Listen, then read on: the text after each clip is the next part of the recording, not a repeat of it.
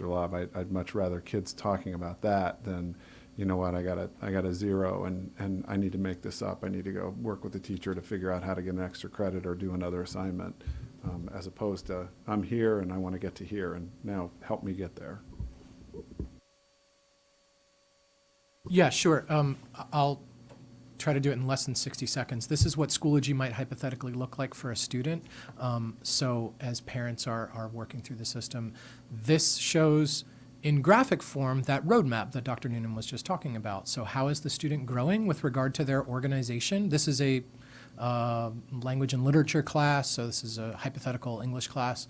And the student started out on their Unit 1 assessment. They needed a lot of work, but here by the 4th assessment, you can graphically see they're improving in their abilities. Now this is the snapshot view, right? Like in Schoology, you could actually click on that bar and you could see the assignment. So there you would see the test, the project, whatever. There's rubric with comments from teachers, stuff that's been there for as long as I've worked at FCCPS, but it's just, we haven't always used it in this way, and we haven't always like coached parents to come on in and look, right? As much as Mr. Knight may have talked about like, come to Schoology, right? Now that the reporting is there, it's a great platform to start a much richer dialogue around student achievement than what PowerSchool provides, frankly. And sorry, go ahead.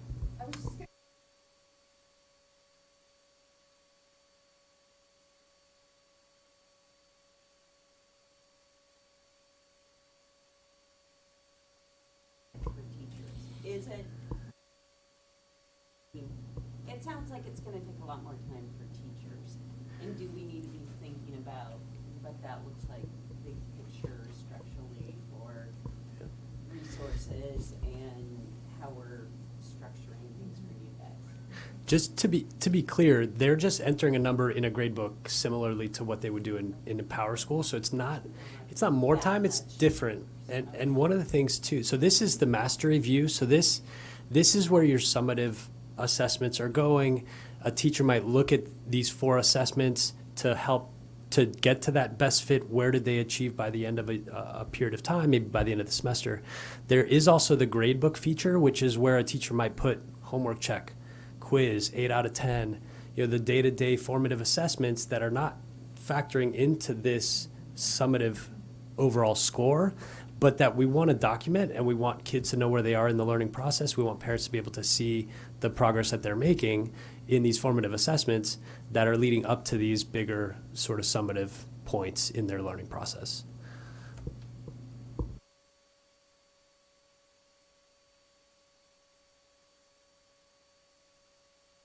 Sorry. So in addition to the teacher training that we've done and we will continue to engage in, we have several dates and times lined up for some parent communication information sessions. So the first one is actually tomorrow. We have the combined PTSA meeting with Mason and Henderson at Mary Ellen Henderson in the cafetorium tomorrow night at 7. And then we have these dates at 9 a.m. or at 6 p.m.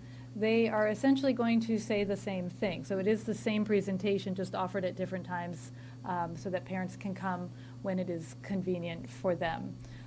In addition, we have a standards-based grading website in the works that will be in a place where a lot of this information that we've just shared with you and that we will share with the parents will be housed on the FCCPS website, so that anyone coming into the division or anyone currently in the division can sort of see what this practice is and how we apply it in our practice and how it aligns to all of our division goals. Can I ask a clarification? For each of those dates, while it's at a specific location, is it open to parents of both schools? So if the Yes. meeting is at Henderson, Yes. it's open to people from both Yes. Henderson and Mason? Yes. So a lot of the questions and concerns about this are around the college application process, competitiveness in terms of applying and getting into schools that are community at our students. It's, of course, very important. So questions that we've gotten and we wanted to cover tonight is, what does it mean for our transcript? Currently, it doesn't mean anything for our transcript because all of the grades will be converted using the conversion chart that we reviewed earlier. So the transcript will only have semester, for this year's semester grades, A through F, and the current grade point, those are not changing. So there won't be any changes currently to the transcripts. The questions around what will we eventually do with transcripts if we do manage to get to full implementation with all of our classes, that's going to be a question that we're going to have to answer later on in terms of will transcripts eventually change to 1 through 7 final scores as opposed to A through F final scores. Currently, we're not planning on doing that at the moment, but that's a conversation we will need to have eventually around that. The conversion chart we covered. How are we explaining it to colleges? One of the things that's important to note too in terms of what information we are providing to colleges to explain our grading system, our school profile shows the practices that are in place, the grading practices, and that indicates to colleges what the grade means in comparison to potentially other schools. So it's currently not impacting anybody graduating this year, but it will be detailed in our school profile as soon as we have students who are graduating who have been in classes that have standards-based grading attached to them.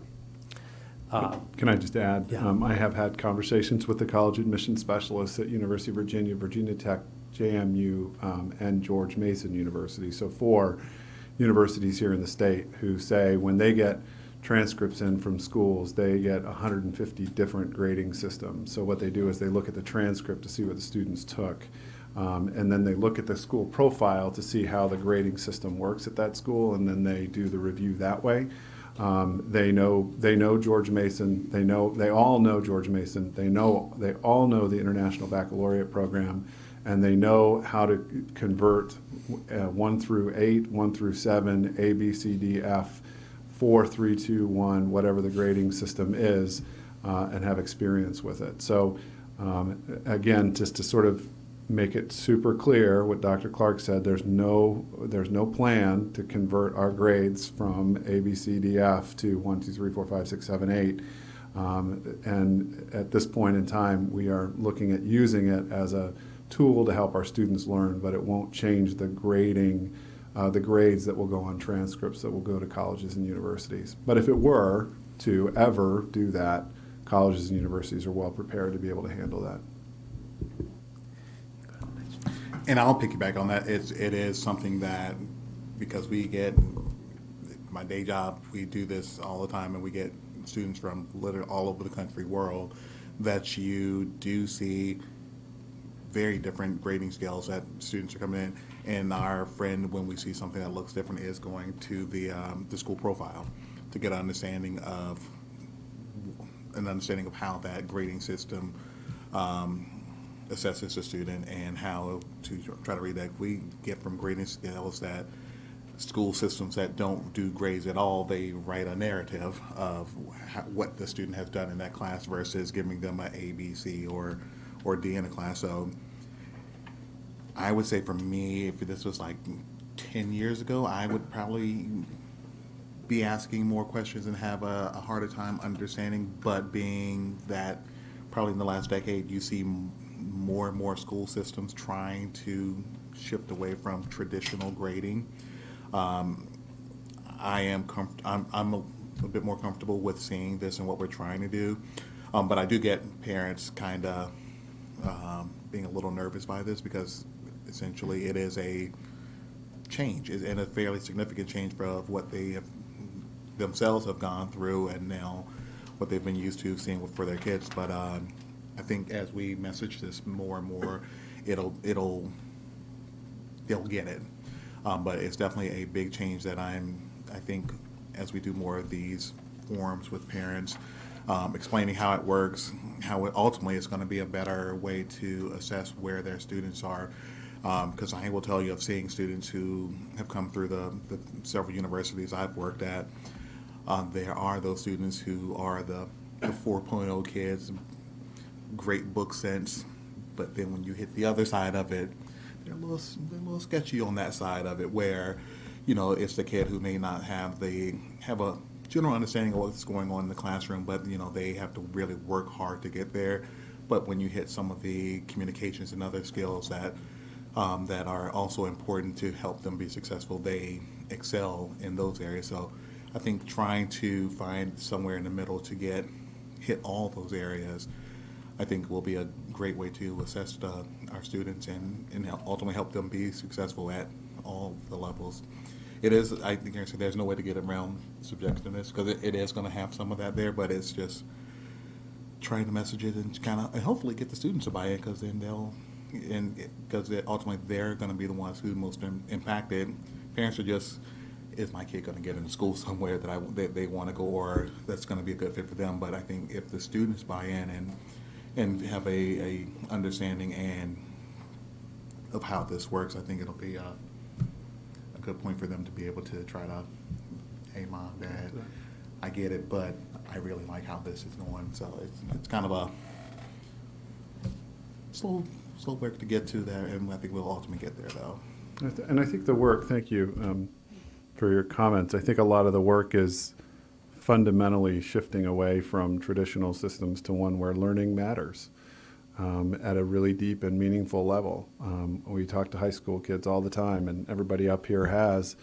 And, in my N of 2, also, hey, how did you like that assignment? Did it matter? Did it make sense to you? And the answer is, it doesn't matter. I got an A, I'm moving on. Well, did you learn anything from that? What did you learn from it? I got an A, I'm moving on, look.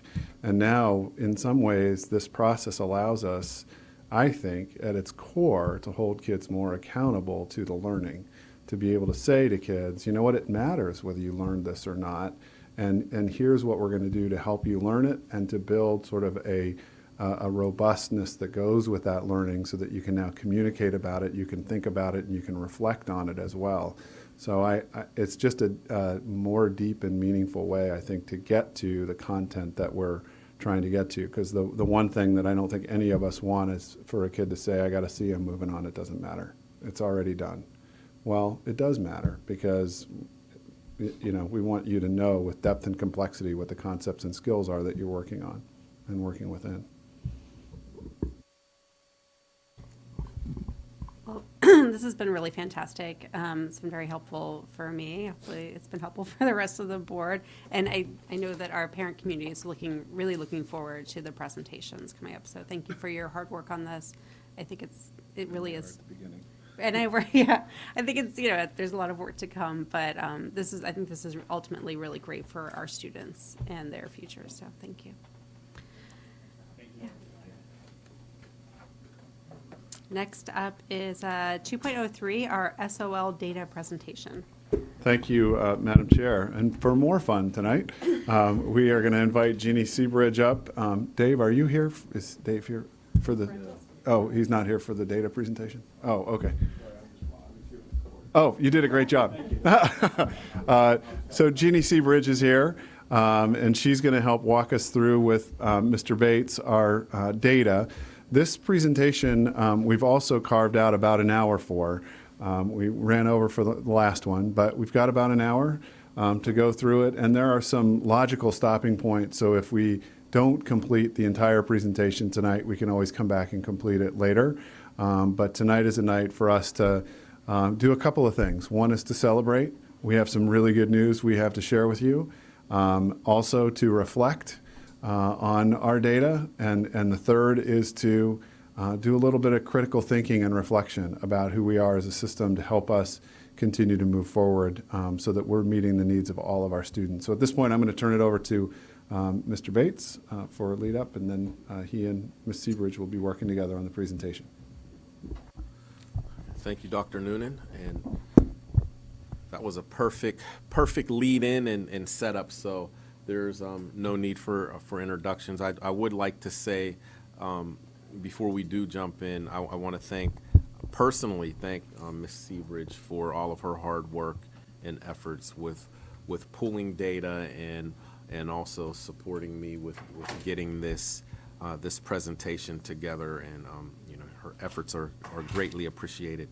We're going to go ahead and jump in. We want to do a data dig here and really look at, again, some of the celebrations, but also our data story, and what do the data say about students in student achievement and growth, but also can we use